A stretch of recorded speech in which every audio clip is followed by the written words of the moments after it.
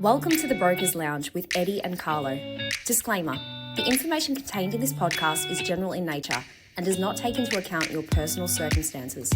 Head to the show notes if you want to book a free call to discuss your personal situation. Hi everyone and welcome to the Brokers Lounge. We're back again for another week. I'm not joined by my usual colleague Eddie this week, but we've got a very special and unique topic I think this week. We're going to be talking about tax debt negotiation, and I'm very lucky to be joined today by an expert in this field, Olga Koskie, who's a principal of Tax Assure. Welcome, Olga. Thanks for having me. You're welcome. Just a bit of brief background to Tax Assure first. They're tax debt experts with a sole focus on helping you and your business find the most effective and sustainable tax debt solutions. They're Australia's leading experts at working with the ATO and state revenue officers to negotiate the best possible reduction and management of your tax debt. So before we kick into some questions that I've got for you, Olga, probably a good opportunity to give us a bit of a background about yourself, how you got into tax debt negotiation, which we've spoken about earlier on, but quite unique and different. So, and just about, what you see on a day-to-day basis as well. So, over to you. Absolutely. Thank you so much for having me today. So I was a commercial litigator for over 16 years. So my background is a lawyer, background in negotiating with debt and disputes. And I actually met one of my business partners after a big trial. And I thought, this sounds like a much nicer way of doing business. Fast forward 6 years now. I've been one of the owners and directors, and it is a really nice way of directly helping businesses, directly helping people with solutions and getting fast outcomes, and not where everyone's yelling at each other. Whereas when you're in lit for a long time, I think we joke and say the litigation runs through your blood. You never get it out of your veins. But this is a really nice way of helping businesses with solutions so they can continue to survive and thrive. Yeah, and we were talking earlier on about, my perception was always that tax debt negotiation was done through the accountants as such, obviously you tackle it from a different point of view in a different way, which is obviously gets the right type of results for your clients as well. Yeah, absolutely. I often use the analogy of a GP. So accountants are like your GP that look after your general health. But if you smash your knee, you need a specialist. You need a surgeon to come in and just fix your knee, and that's what we do. Very, very specialised. We've made a very deliberate decision to only deal with the debt piece, only deal with the negotiation piece, and then once that's fixed, we jump out. So we don't do any lodgements, we don't do any compliance work, we don't do any advice work. We don't do any insolvency work. We don't do any restructure work. We just negotiate payment plans and help reduce the debt where possible. Fantastic. It's definitely, there'll be a lot of people out there, a lot of businesses out there who could definitely require your help. And we see it from time to time with the clients that we deal with. The accounts are sending through financials, et cetera. And I think one of the first questions that we have to always ask is there any tax debt sitting there as well? Because it does limit our ability to get funding for clients when there is a tax debt there, and it's some business owners don't quite understand the ramifications that go with having a tax debt. So good opportunity to pass them over to you guys to help sort that out. And I think following on from that, people get really scared when they have a debt about telling anyone. But one of the things that we'll be talking about today is solutions. So once you're in a payment plan and once a client is in a payment plan, it protects them from the ATO's recovery action, and it also opens up a whole heap of lenders. So when you are looking to help a client secure funding, once they're in that payment plan, it's a whole different ballgame. Yeah, you're right. And it's one of the questions that the banks will always ask, is there any tax debt? And if the answer is yes, it's like the next question is, are they on a payment plan? And if you come back with a no, it's like, sorry guys, you're going to have to find another funder for whatever you're looking for. So very important, that's for sure. Absolutely. So we might just launch in some questions for you. So I'll fire away. I think the first one we'd probably like to find out is just what you're seeing with the ATO at the moment, where they're at, the current state of affairs. So the ATO's recovery action has been changing very rapidly. So we'll talk to clients that might have initially come to us 6 months ago that have come back looking for a solution, and the landscape has changed. So the ATO are in active recovery action, a phase, and some would say quite aggressive. So they're very specific on what they need to be in an application to get in that payment plan, the criteria they're looking for. And two of the main things they're looking at is past compliance, so a history. Yep. So if a taxpayer has had a lot of defaulted payment plans or had a lot of debt over a period of time, they're taking that into account when looking at a payment plan. And the other factor they're looking at, which you would get involved in a lot, is ongoing viability. So is this business viable? Yep. Can it pay its ongoing liabilities like its BASs or IASs? And can it afford a payment plan? Okay. So they're very specific criteria that we need to answer when getting clients into payment plans. They're still absolutely possible. It's knowing, like we talked about before, it's knowing the parameters, it's knowing what the ATO need to see to get the clients these long-term arrangements to protect them from further recovery action. Okay, that's interesting. It's almost like you're having to do similar type analysis to it. Yeah. Compared to what we have to do as well. A little bit similar, absolutely. You might be a broker one day with us joining us. So, no, fantastic. Oh, thank you for that. One of the questions that I've heard from clients over the time as well is, can I actually reduce my ATO debt? Yeah. So we get asked. And before you answer, I probably mean like, yes, the ATO wants you to repay the debt, but it's like if you've got an ATO debt there, can I actually get that reduced in some way, shape or form? So I call it pub talk. Not that we're at the pub right now, but I call it pub talk. So people will say to me all the time, oh, the guy down the pub told me that we can do a deal and that he did a deal and we don't have to pay our debt. You can't do a deal. Sorry, everyone, no deal. So the way it works is the ATO don't have legislative power to reduce what's called core debt. Okay. So the amount of debt that you owe, there's no power to reduce that unless you go through an event of insolvency, like a liquidation or a bankruptcy. However, when you owe the ATO money, they charge you a general interest charge. And at the moment, it's 11.84%. It's better, compounded daily. Oh, wow. You can do the sums quicker than me. All the brokers can do the sums much. I don't have a calculator here handy with me that we work that one out. So you can do an application for what it's called a remission application to get that interest back. Okay. And so you can't say to the ATO, well, if I give you 20,000, can you wipe the rest off? But you can do a detailed application.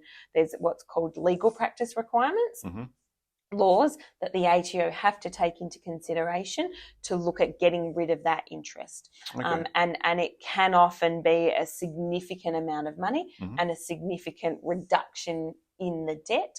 But when the ATO are looking at your debt, they don't divide it up. They don't say this is the core amount and this is the interest. The whole amount is due and payable, and it's an application to be used to reduce it. So it is possible, but it's not doing a deal. Yeah, it is. It really does highlight the need for business owners to really take this seriously. This is they can really crack down the ATO, can't they? So we've seen and were engaged by some accountants that said to us that they made a mistake. So they made a mistake for a particular client. The client had paid all the core debt, but there was $100,000 of interest and penalties. The accountant had rung the ATO and said, it's our fault. Can you please wipe it? It's not the client's fault. And the ATO rejected that application. So the accountants were in the process of contacting us. We're in the process of going through looking at whether we would take this client on. And overnight, the ATO issued a garnishee notice.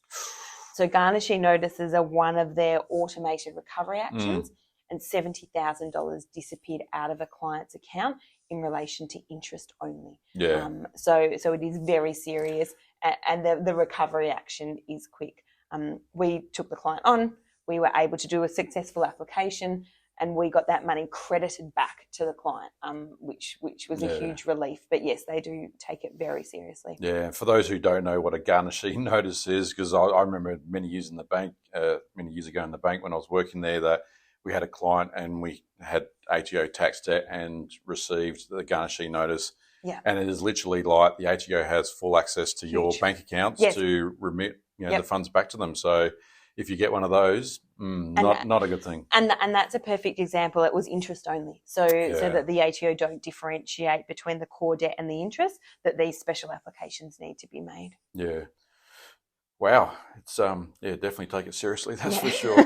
And with directors, obviously there's a lot more focus on the accountability of directors nowadays. If a director gets what you call a DPN or director's penalty notice, is it all over for them? Are they just put up their hand and go, you know what, we're in real big strife now? Yep. So again, it comes back to the company's ongoing viability.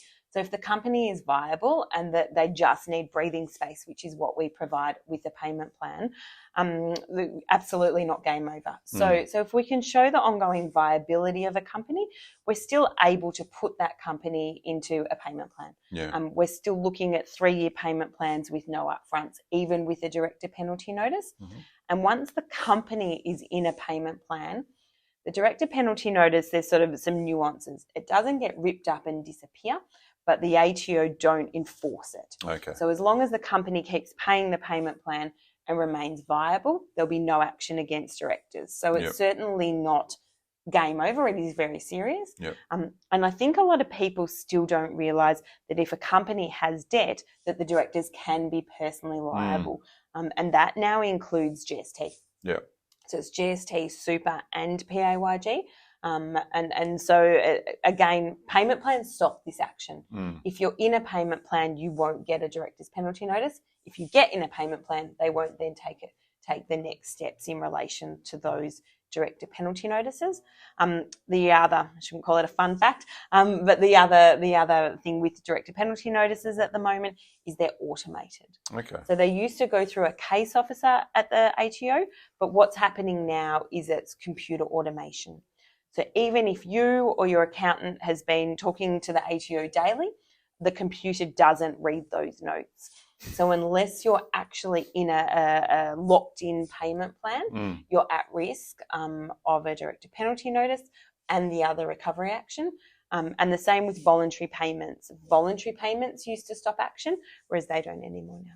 And I'm assuming these directors' penalty notices aren't just limited to smaller companies. So go out to, like, say you have a public listed company that has a board of directors. Yes. Same Same type of exposure as well. Like they're still personally liable if the business. Okay. Yep. And we see a lot too of whether you want to use the term shadow directors or stereotypically, we've had quite a few where wives have been directors and weren't aware of these ramifications. Yeah. A director penalty notice is also what's called parallel liability.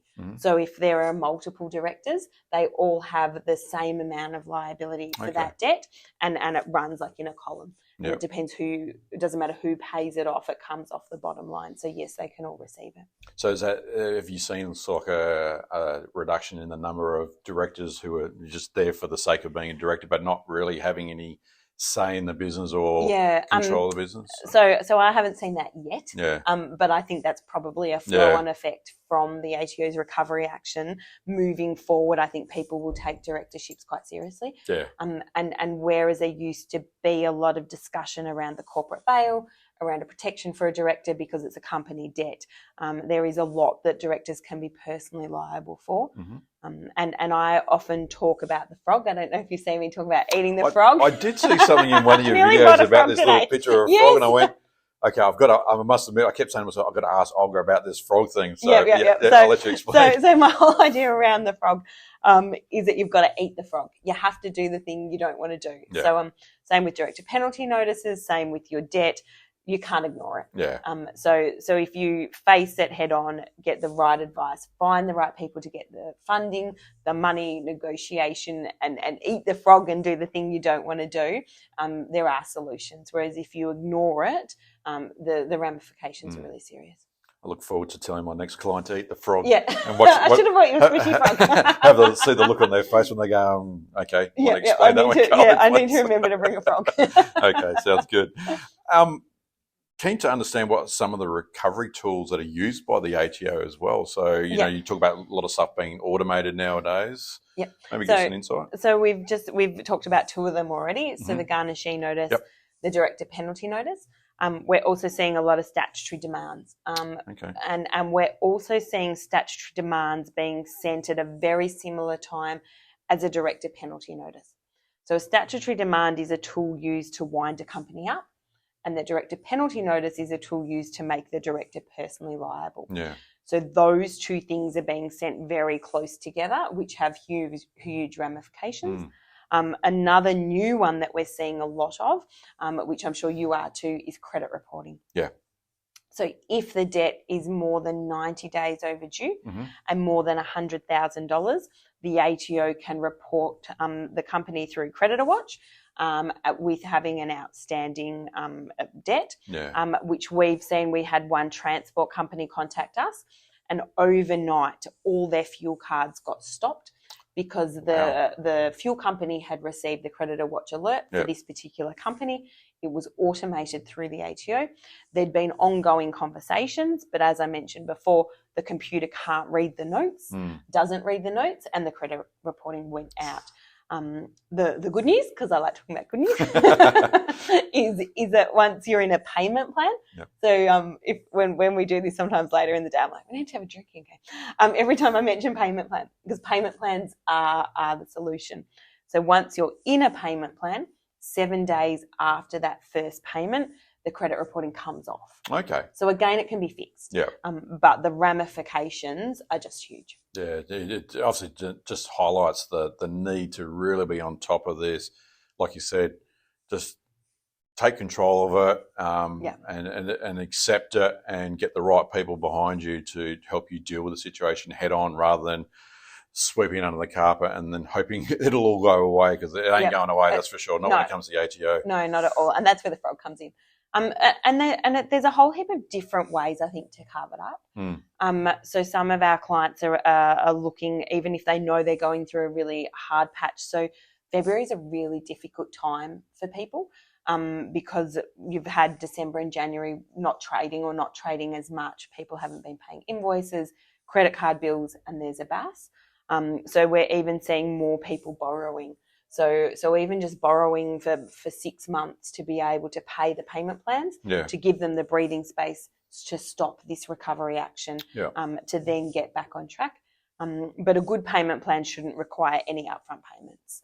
So they, with the right advice, they should be able to get into these payment plans with an ongoing viable business. Yeah. Interesting. Jeez, I'm learning so much today, that's for sure. So my next question, and I think you may have answered some parts of it, what does compliance look like for the ATO? Can I have debt and still not be at risk of recovery action? So I think, again, with people ignoring their debt or being overwhelmed by their debt, compliance doesn't mean having no debt. Compliance means everything lodged up to date and being, again, in a payment plan. So a lot of people I hear, well, if I don't lodge, the ATO won't know. They know. Or if I've got a small debt outstanding and then I don't lodge the rest, it's smaller, so they won't chase me. That's just as bad. Compliance is a payment plan, and once you're in that payment plan, it protects you. It's a bit like an insurance policy from all of this recovery action. You completely go off the radar as if you don't have debt. So again, it's about dealing with it, about getting the right help and moving forward rather than ignoring it, because you're considered compliant once you're at that point with the payment plan. Okay, I've got another question to fire away you, sure. And it's probably one that I think a lot of people would be interested to hear about, and that's just who's the ATO targeting at the moment? Who's on their hit list? So the answer's not make as them sound like the CIA, don't they? So the answer's not as exciting because it's anyone. Okay. There is no specific target. So I think if your debt is more than 100,000, you're at risk of recovery action. Okay. So we've seen statutory demands, which is those wind-up notices for debts of around 150,000. So there's no rhyme or reason, which is a bit scary. We've got some clients that have come to us with 1.4 million of debt with no recovery action initiated yet. We've got other clients come to us with $250,000 of debt where they've already had warning letters, they've had credit reporting, and they've had the whole gambit. If you talk about a hit list, The ATO don't love developers. They don't love large withholders having debt. Some of the banks don't love them either. These are the ones that don't love having large debt. Yeah. They're significant, high net wealth individuals. They don't really love either. So there's some people that have or companies that have specific red flags on their accounts. But otherwise, anyone that currently has outstanding debt, and we've even seen it used to be if it was old debt. So if it had been around for 2 years or if it had been around for 3 years, but we're seeing recovery action on 6-month-old debt. So it's really anyone at the moment can receive this recovery action. Wow, yeah, because from time to time you see in the press like the ATO is targeting property owners, investment property owners this year, or they're targeting people who are claiming, the ones that the tradies that are having lots of claim deductions and stuff like that. Yeah. So, but it's probably not. No, I think that's more around compliance and audits or not so much recovery. Not so much recovery. Yeah. So I don't think there would be. So it sounds like a juicy question, but my answer's not very exciting. Yeah, I must admit. But everyone asks me all the time. They want to know that. Yeah, but it's probably, like you said, it's probably two different things that's around. There might be a target list from a compliance point of view, but then from a recoveries point of view, it's really open slather. That's exactly right. Yeah. Olga, I wouldn't mind getting a bit of a understanding as to maybe a real life situation that you've had. I obviously don't want names or company names or anything like that, but just in terms of how you were engaged, what the scenario might have been, and what the outcome might have been as well. So obviously, I want a successful outcome. We're pretty good at these. So I've got two to show the difference. So we had a call. I had a call from a lady. I was actually traveling to Sydney late last month in a complete almost hysteria. Yeah. So she runs a company that's not on, I would say, not on the commercial side of things, more sort of on the art side of things. So a good business, but she's not as commercially minded as others might be. And her debt sat at $240,000. There'd been a whole heap of contracts and things that hadn't been paid. One of her large creditors had not paid her, which had led to this debt. And she had a huge amount of contracts coming in, but at that point in time, there was no funds. Her accountant and the ATO as well had told her the only solution was to sell her house. So she was in a complete hysteria around this. She had no recovery action. She had a pretty good compliance history. And she rang me saying, I've spoken to someone that's met you actually at a networking event. They've told me you're my last chance. I really don't want to have to sell my house. Yep, I need that frog. I've got to eat the frog. And the first thing I said to her is, for $240,000, you do not need to sell your house. Yeah. She's got $2 million worth of contracts coming in the next 12 months. She does not need to sell her house. And so what we were able to do in the space of 2 weeks for her is get her on board and negotiate a payment plan with the ATO. And we got her a 3-year payment plan with no upfront fees. Yep. And for the first 3 months, she only has to pay $1,000 a month. Fantastic.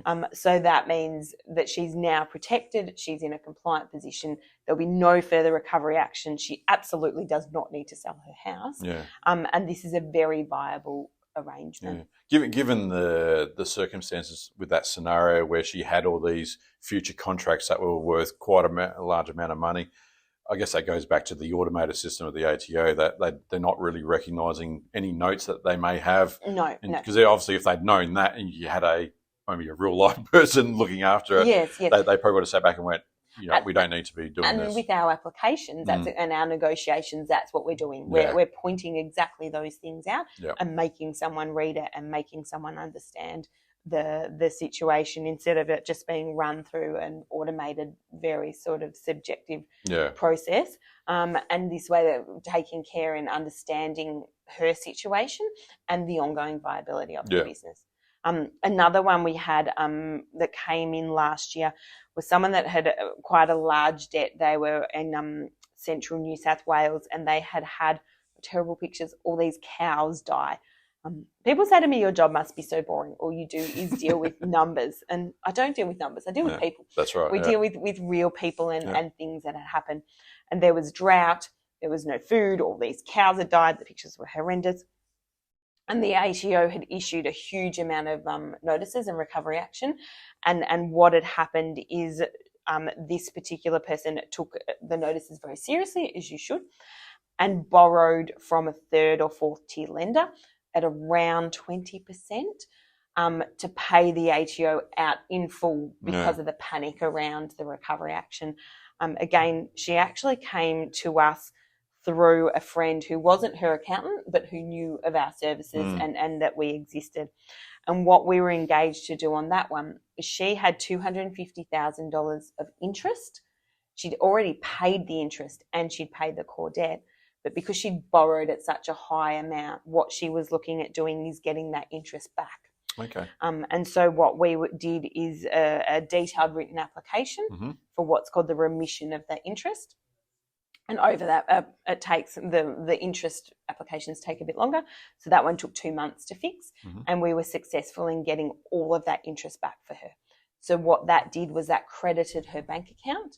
And she paid back the lender. Then she paid it back to the lender. Awesome. And because it was paid at 20%, it was a short-term solution for her. But we were able to get that money back for her so she could then pay it back to the lender, which then meant that the farm wasn't crippled by cash flow because they could then have everyday normal, they could go back to a normal lender, they were refinancing everything back through a first tier at much more normal rates. Yeah. It fixed their cash flow, and so she was very happy. Yeah, I'm sure you're on her Christmas card list, that's for sure. So. We get a lot more thanks in this job than when I was litigating. That's for sure. Excellent, good stuff. I've got to ask you one final question. Yeah, of course. What's the largest tax debt you've ever come across that you've had to be involved with? So I think the biggest one we've done is 15 mil for labour hire. Oh, that's the other thing. ATO don't love labour hire. Okay, what's it? Yeah, they have huge debts. Okay. Often labour hire have very small profit margins. They're often large withholders, so there's often very large debt in there, and some of them fall over. Because they're typically having to fund, like I don't know, many years ago I used to deal with debtor finance, and labour hire was one of the biggest clients you have because they're having to fund the payment to the employees, but they're not getting payment from the companies for like 30 days afterwards. 90 days, some of them. So they're racking up huge amounts of debts in the background. Yeah, so. that's it. That So doesn't surprise me, actually. So 15 mil. $15 million? 15 mil is our biggest one. Yeah. What did the ATO say? It's like... Well, we've got them in a payment plan. Fantastic. That's our job. This girl is good. Very good. So, look, I think we'll wrap it up for today, Olga. So, thank you very much. Thanks again. It's been a terrific insight into tax debt negotiations, something that I've never really understood, and I've got a much better appreciation for it. So, thank you once again. My pleasure. Obviously, if you've got any questions with regards to today's podcast, please leave us some comments. Don't forget to subscribe to our podcast as well going forward. Leave us a 5-star rating, and I'm sure we'll speak to you again very soon. So thanks for tuning in, and have a great day. Thanks for having me. Take care. Bye-bye. Bye.